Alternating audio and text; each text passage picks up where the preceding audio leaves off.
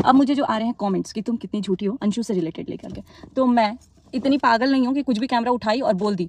सबसे गंदा चीज़ मुझे लगता है किसी चीज़ को झूठा बनाने में, ठीक है। और मैं इस चीज़ के लिए ना, चाहे मेरे खुद के माँ बाप, मेरे पति, मेरे भाई, मेरा बहन, कोई भी हो, मैं उसके खिलाफ ही खड़ी रहूँगी।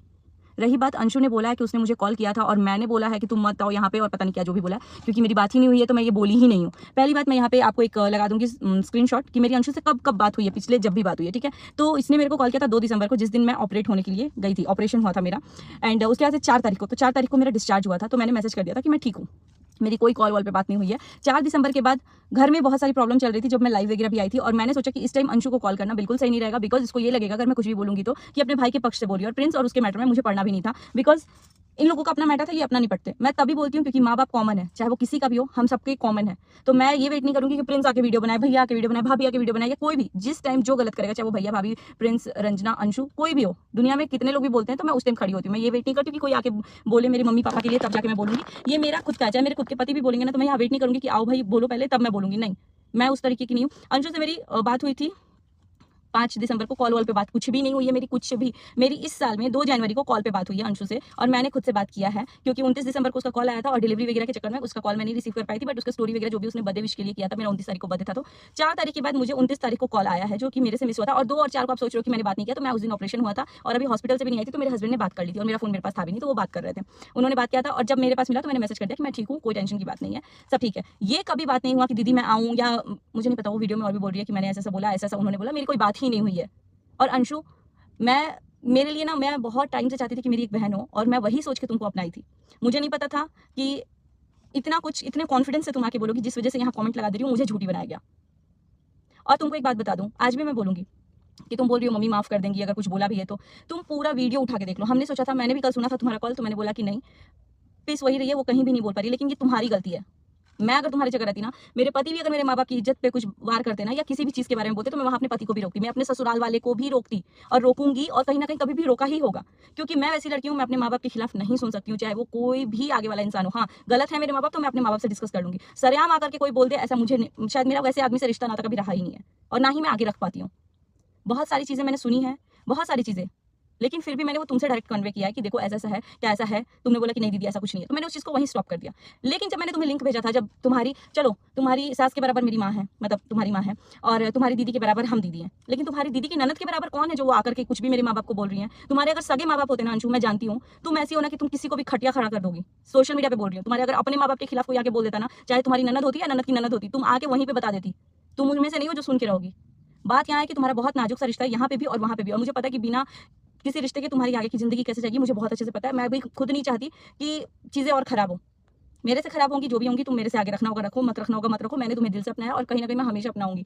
लेकिन ये चीज़ें जहाँ झूठी है वहाँ झूठी है, और उसके लिए मैं झूठी नहीं बन सकती। मैं यहाँ स्क्रीनशॉट लगाई हूँ, जिससे भी लग रहा है कि मेरी ऐसे ऐसी क्या क्या क्या बात हुई है, तो ऐसी कोई बात नहीं है। तुमसे मेरी 2 जनवरी को लगभग 1 घंटे के करीब बात हुई होगी, तो उसमें मैंने कोलैबोरेशन, प्रमोशन, अपनी बातें, तुम्हारी बातें, हम दोनों ने अपनी अपनी बातें की थी, ठीक है। उसमें मेरे को नहीं लगता उसमें कोई ऐसी बात हुई थी जिसमें मैं तुम्हें डांट रही थी, तुम मुझे बोल रही थी या कुछ नहीं, हमारा कोई गिला शिकवा कुछ भी नहीं था।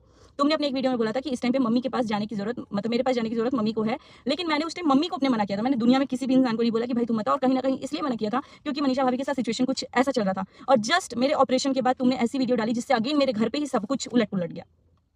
तो तुम बोल रही हो जहां जरूरत पड़ी मैं खड़ी रही, क्या खड़ी रही? जहां तुम्हारी सबसे ज्यादा जरूरत थी, शायद जरूरत नहीं थी, जहां पे बस इतना ही था कि फैमिली डिस्टर्ब है, तुम वहां पे बहुत बड़ा अटैक कर दी।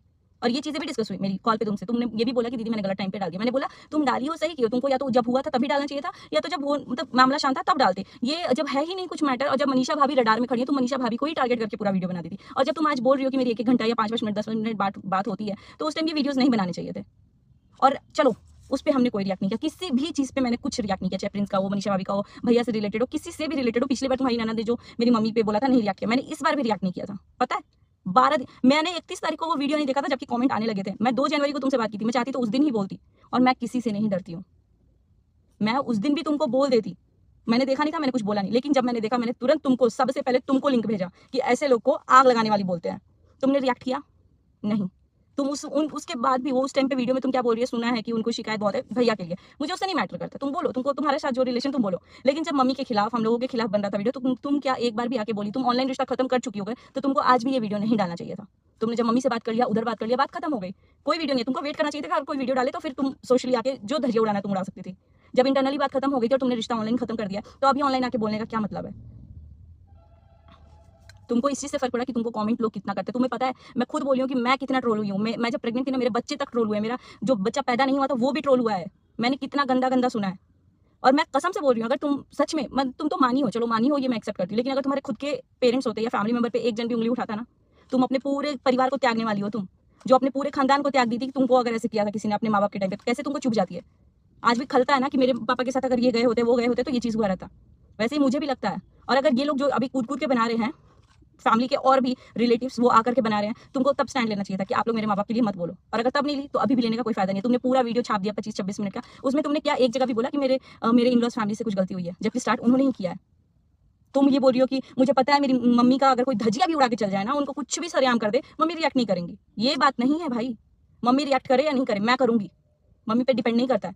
मम्मी को जो करना होगा मम्मी करेंगी। और मेरी मम्मी कोई बच्ची नहीं है दूध पीती हुई कि उनको कोई समझाएगा कि अब आप रिएक्ट कीजिए तो करेंगी, नहीं कीजिए तो नहीं करेंगी। सबसे पहले मैंने वो वीडियो जब देखा, मैंने तुम्हें भेजा कि तुम इंटरनली इन सब चीज़ों को खत्म कर लो। लेकिन उसके बाद भी कंटिन्यूअसली टारगेट है। वो लोग बोल रहे हैं कि हम लोग किसी का नाम नहीं लिए। तो जब ये बात आ गई कि अंशु का किसने कन्यादान किया था, वो तो ये 6-6 वीडियो बना रही थी, 6-6 छाप रही थी, कौन था तुम्हारा कन्यादान करने वाला? और भी कहीं कन्यादान हुआ है तुम्हारा? क्यों बोला? किसको टारगेट किया गया? इतने गधे कोई ना ऑडियंस है ना हम है। मैं तो देखी भी नहीं थी चैनल, मुझे ऑडियंस ने भेजा, क्योंकि ऑडियंस को सब समझ आता है। नाम लो या ना लो, किसके लिए बन रहा है वो सब समझ आता है। पूरे वीडियो में तुमको एक चीज़ बस हुआ कि पूजा दी ने मना किया, मेरे ससुर का था तो किसी ने कॉल नहीं किया। तो मैं तो सच बोलूँ, कसम से मैं तुम्हारा वीडियो भी नहीं देखी थी, क्योंकि मैं खुद हॉस्पिटलाइज थी। और रही बात उसके बाद, तुम्हारा हो चुका था फैमिली के साथ जो तुम्हें करना था, तुम उसी टाइम पे वीडियो बना रही थी कि जो भी चीज़ें हैं, कौन गलत है कौन सही है, भाई बहन के मैटर में मैं नहीं पढ़ूंगी, क्योंकि भाई बहन का आप लोगों का अलग रिश्ता है। आप लोग आज लड़ोगे, आज जुड़ोगे, मेरे साथ तुम्हारा क्या है उसमें कोई और भाई को भी नहीं पढ़ना चाहिए। लेकिन जहाँ बात माँ बाप की आएगी, चाहे मेरे खुद के भाई हों, चाहे मेरे चचेरे भाई हों, चाहे मेरा कोई भी हो, मैं नहीं सुन पाऊंगी। चाहे मेरे खुद के पति क्यों ना हो, मैं उनमें से हूँ। अगर मेरे पति भी कभी कुछ बोलेंगे ना, अभी तो बोलते नहीं बोलते इसलिए क्योंकि जब आप पहली बार में ही टोक लगा दोगे ना कि मैं नहीं सुन सकती अपने माँ बाप के खिलाफ, तो कोई कूद के नहीं आएगा बोलने। और यहाँ इतनी हिम्मत है कि ननद की भी ननद उठ के आ रही है बोलने। और गलती उन लोगों की नहीं है। उन लोगों ने सोचा कि चलो बेटियां हैं, बेटियां हैं, जो बेटी वाले दबके रहते हैं वैसे हैं हम लोग। तो भाई ननद की बात रहती ना अंशु, मैं खुद चुप रहती, क्योंकि पहले भी चुप रही थी, माँ पे ही बात आई थी तो कि चलो इन लोग का अपना मैटर है। ननद की ननद कौन होती है बोलने वाली? और तो अच्छा है कि तुम्हारे लिए भी ना वो 3 में ना 13 में है। पूरे वीडियो में तुमने सिर्फ हमें झूठा बनाया है, सिर्फ हमें। सचिन भैया फोन नहीं उठाते, मनीषा भाभी को आप फोन नहीं करती, कब उठाएंगे नहीं उठाएंगे, उनसे कभी कभी बात हो जाती है।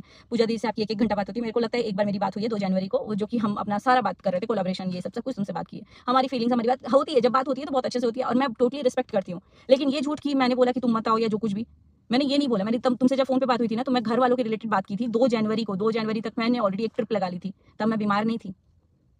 और मैंने ये कभी खुद से नहीं बोला, तुमने कभी खुद से ना पूछा ना, मैंने कभी तुम्हें बोला कि अंशु आओ, या तुमने कभी नहीं बोला दीदी मैं आ जाऊँ, नहीं, ऐसा कभी मेरी बात ही नहीं हुई है तुमसे। तुम ये बोली थी कि मम्मी को जाना चाहिए, अभी दीदी को जरूरत है, ये मैंने सुना।